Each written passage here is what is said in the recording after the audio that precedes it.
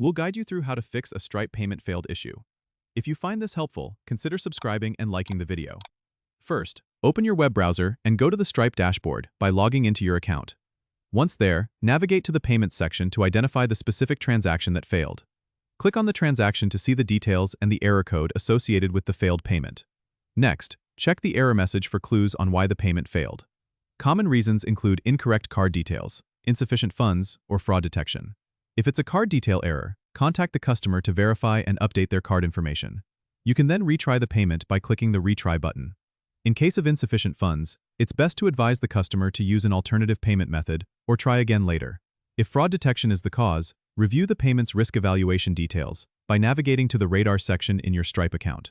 You can adjust your fraud settings to better align with your risk tolerance, but be cautious as this might affect your fraud protection.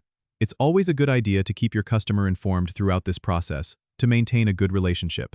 Don't forget to check Stripe's status page for any ongoing issues on their end that might be affecting payments. Once you've addressed the issue, try processing the payment again. Don't forget to subscribe and comment if this helped you out.